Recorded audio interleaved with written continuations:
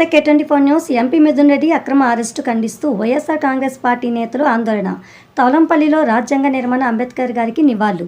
అనంతరం Puthalapattu incharge doctor Sunitha Kumar తీవ్రస్థాయిలో విమర్శలు. లేని లిక్కర్ స్కామ్ సృష్టించి అరెస్టు పిరికి పంద చర్య అన్నారు.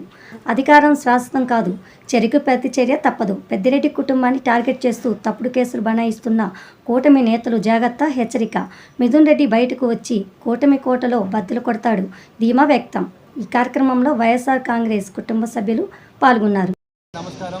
ఇచ్చేసినటువంటి వైఎస్ఆర్ కాంగ్రెస్ పార్టీ కుటుంబ సభ్యులందరికీ కూడా అభినందనలు తెలుపుకుంటూ, మరి నిన్నటి దినం మా యొక్క చిత్తూరు జిల్లా ముద్దుబిడ్డ 3 సార్లు ఎంపీగా ఎన్నికైనటువంటి పెద్దిరెడ్డి మిథున్ రెడ్డి గారి యొక్క అక్రమ అరెస్టును మేము ఖండిస్తున్నాము. ఒక కల్పిత కథతో అలినటువంటి ఈ యొక్క మద్యం స్కామ్లో భాగంగా మరి సంబంధం లేనటువంటి ఆరోపణల్లో ఎటువంటి ఆధారాలు దొరకకపోయినప్పటికీ ఈరోజు రాజకీయ కక్షలతో మా యొక్క మిథున్ రెడ్డి గారిని అరెస్ట్ చేయడం జరిగింది. ఇది తీవ్రంగా పూతలపట్టు నియోజకవర్గం నుంచి వచ్చినటువంటి ప్రతి ఒక్క నాయకులు కూడా ఇక్కడ ఖండిస్తున్నాము. ఇది కేవలం రాజకీయ కక్ష. ఈ రాష్ట్రంలో అంబేద్కర్ రాజ్యాంగం నడవట్లేదు. ఈరోజు రాష్ట్రంలో లోకేష్ గారు రచించినటువంటి రెడ్ బుక్ రాజ్యాంగమే నడుస్తోంది. నేను ఒకటే చెప్తున్నా, మీ యొక్క 5 సంవత్సరాల పరిపాలనలో 20 డిస్టిలరీకి ఉండగా కేవలం 5 డిస్టిలరీకి మాత్రమే మీరు ఆర్డర్లు ఇచ్చి మీరు అవినీతి చేసి అవినీతి కేసుల నుంచి తప్పించుకోవడానికి డైవర్షన్ పాలిటిక్స్లో భాగంగా ఈరోజు మద్యం పాలసీలో మరి ఉన్నటువంటి షాపుల సంఖ్యని దాదాపు 33% కుదించి షాపులను రద్దు చేసి బెల్ట్ షాపులను ఎత్తేసి ఈరోజు ఉన్నటువంటి 5 సంవత్సరాల పరిపాలనలో జగన్ గారు అన్ని రకాల చర్యలు తీసుకొని మద్యం అమ్మకాలని తగ్గించి ఈరోజు ప్రభుత్వానికి ఆదాయం చూపారు. ఈరోజు ప్రభుత్వమే మద్యాన్ని అమ్ముతుండగా ఇచ్చినటువంటి డిస్టిలరీ అన్నీ కూడా ఉన్నటువంటి 20 డిస్టిలరీ కూడా అన్నిటికీ డిమాండ్ ప్రకారం ఆర్డర్లు ఇచ్చినప్పుడు ఎక్కడ అవినీతి జరిగే అవకాశం ఉందని చెప్పి ఈ యొక్క ప్రభుత్వాన్ని ప్రశ్నిస్తున్నా.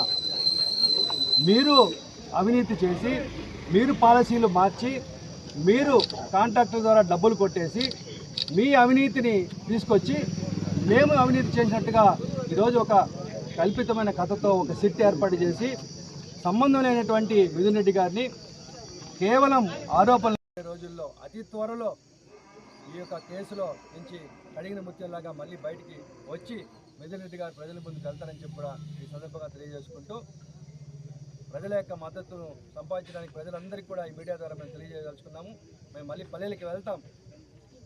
ఈ యొక్క మేనిఫెస్టో ఏదైతే మీరు చెప్పారో ఎంతవరకు నెరవేర్చారో, ఏ విధంగా ప్రజలు తిరగబడతారో అవన్నీ కూడా రేపు రాబోయే రోజుల్లో చూస్తారని చెప్పి కూడా ఈ సందర్భంగా తెలియజేసుకుంటూ, అతి త్వరలో మళ్ళీ మా మధ్యలోకి మిథున్ రెడ్డి గారు రావాలని చెప్పి మేము కోరుకుంటూ, జై జగన్, జై జగన్, జై జగన్, జై జగన్. మిథున్ అక్రమ అరెస్టు, మిథున్ అక్రమ అరెస్టు, మిథున్ అక్రమ అరెస్టు, మిథున్ అక్రమ అరెస్టు.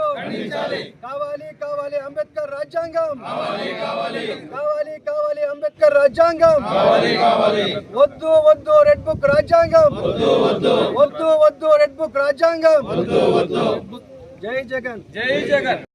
ఉన్నటువంటి భాగంగా ఎమ్మెల్యే అక్కడికి రావడం, మరి అక్కడ వారు మా మీద దాడి ప్రయత్నించే విధంగా పరిస్థితులు కల్పిస్తే మరి పోలీసులు కూడా మాకు అనుమతి ఇవ్వని కారణం చేత చివరి నిమిషంలో మేము మళ్ళీ తవనంపల్లికి రావడం జరిగింది.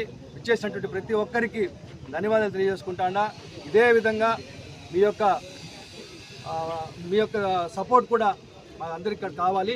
వైఎస్ఆర్ పార్టీని అందరి చేత కూడా మనం నడిపించబడి బలోపేతం చేయాలని చెప్పి కూడా ఈ సందర్భం కోరుకుంటూ విచ్చేసిన అందరికీ కూడా ధన్యవాదాలు తెలియజేసుకుంటూ, జై జగన్, జై జగన్.